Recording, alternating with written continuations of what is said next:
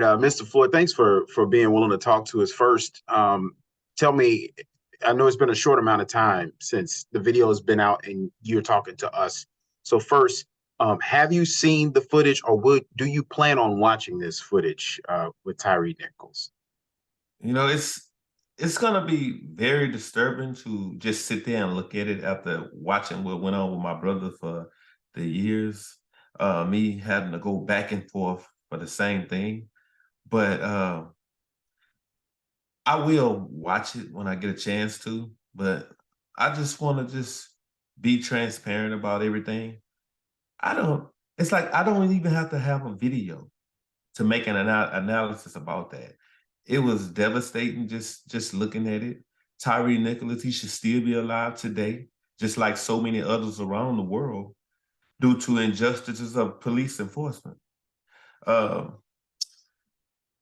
Me just sitting here thinking about what his parents are gonna go through, his brothers, his sisters, his son, his friends. You know, everybody is gonna have to just roll with this slow walk. It's just disturbing just to sit there all the time, looking and wondering when is it going to stop. It shouldn't have taken 5 police officers to have obtained him into custody. Even if he was resisting arrest, it shouldn't have taken that many. Same thing they said my brother was doing, resisting arrest. Bottom line is, he should still be here. And that's point blank.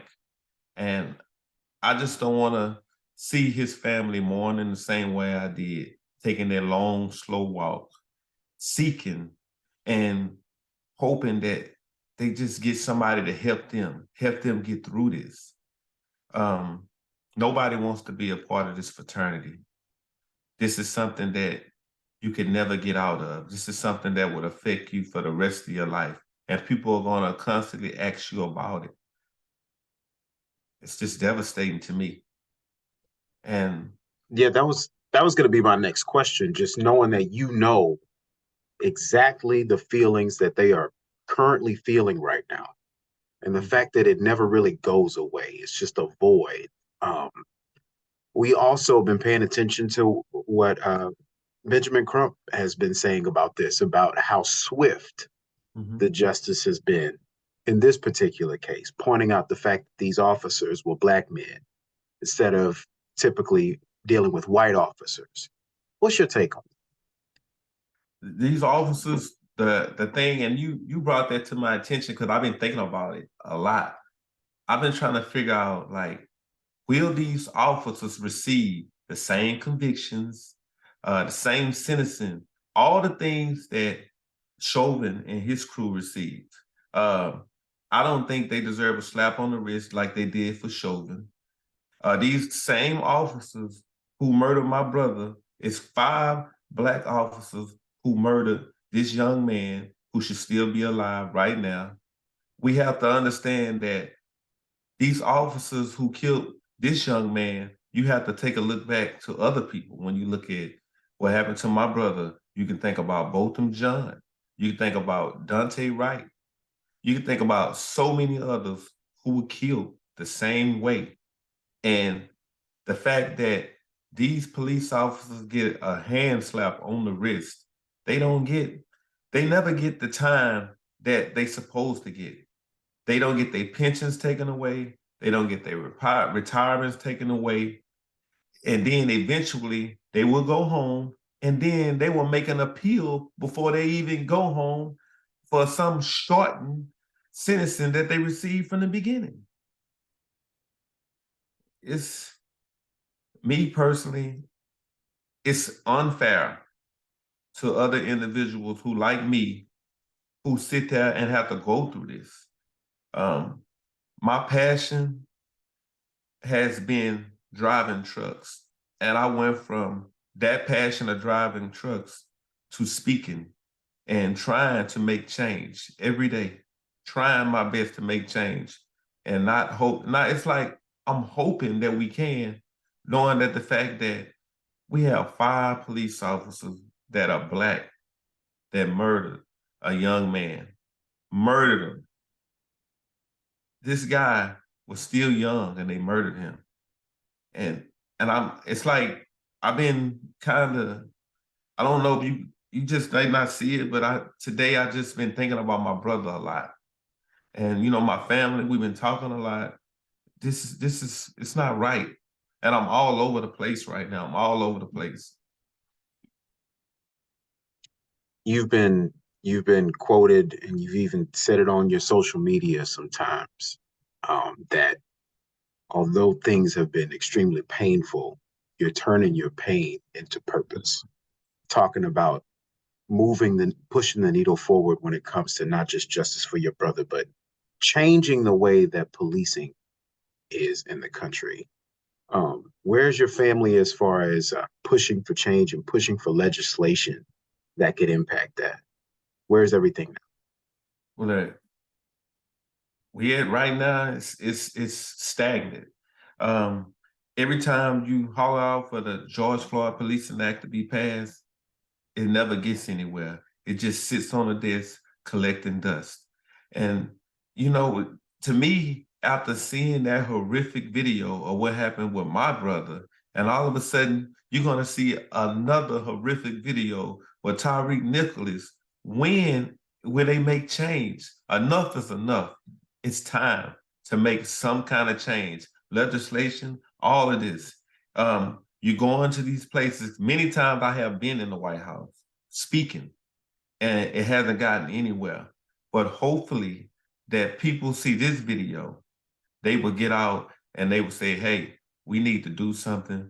We need to make change for America, because you don't want it to be African-American people scared at all times, not just of Caucasian police officers. You have to focus on your own color, because if they can beat you like that, imagine what anybody else would do to you.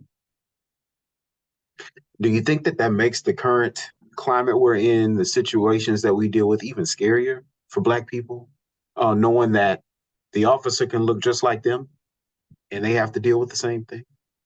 Yes, I think so. I say it all the time. You got good police officers and you got bad ones. You shouldn't have to sort them out. That's the biggest thing. Nobody should have to have conversations like in a Black household, what they do all the time, because Caucasian households don't have to have that. We have to talk to people and tell them, hey, look, when you outside and you're driving, make sure you roll all the windows down when you're getting pulled over, for the police officer won't say he don't know who was in the back seat. Now he can see it's nobody in the back seat. You have to say all things. Make sure you say yes, sir, no, ma'am, everything that you can so your child can get home safe. Because at the end of the day, your skin tone is different, and that's the way people view it in this world. It has been around for a long time. I was just with Congresswoman Sheila Jackson Lee, and they was talking about she was racist. How can she be a racist and she has stood by so many different families? How could she be racist? No matter the skin tone or nationality, she was there. So I have to turn my pain into purpose, and I have to get out and speak for these other families and try to get laws changed to help make this a better place in America.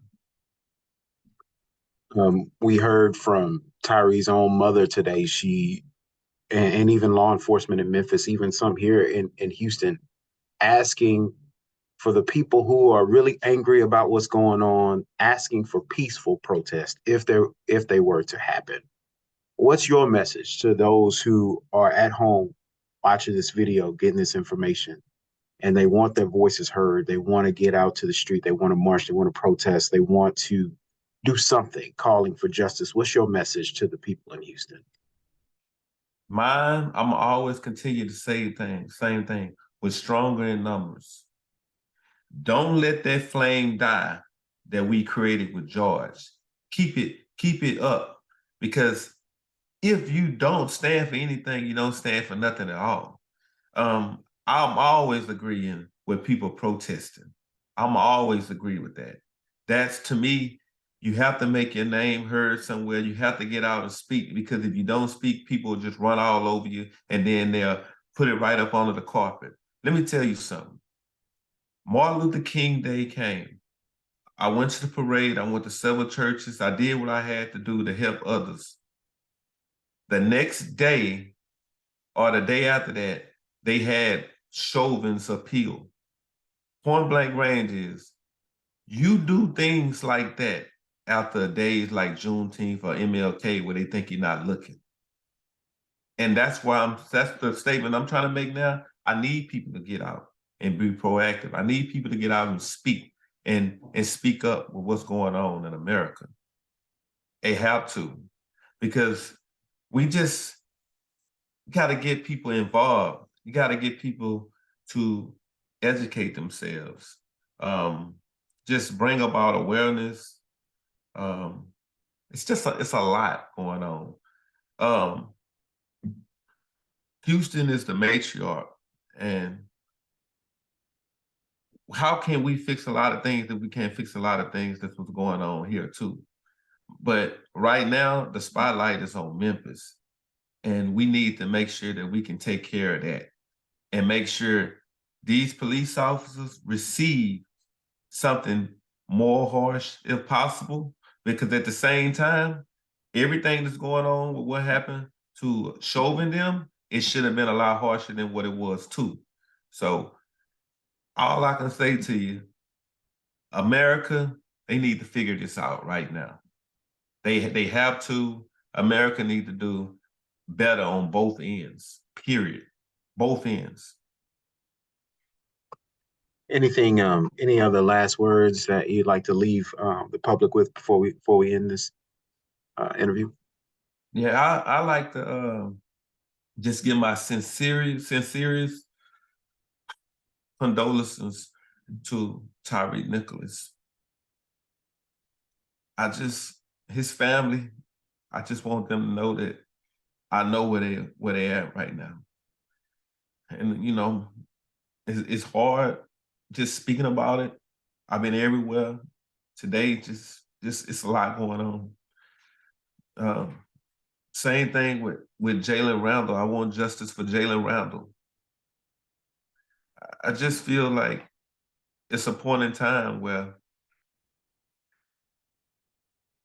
we have to just get out and just speak up, because I can speak for you, Ben can speak for you, Al Sharpton can speak for you, Reverend Al Sharpton. But at the end of the day, you all got to get out and y'all have to speak up, because what's happening is going to continue to happen until somebody just get all this stuff to stop. Pass these laws, pass the George Floyd Policing Act.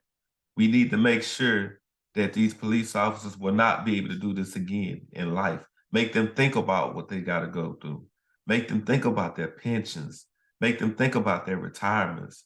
You know, it's too many people going home and they get to visit their families, and our families are laying up with toe tags on them, getting ready to be buried. It's devastating. It's horrific, and I'm not going to stand for that at all.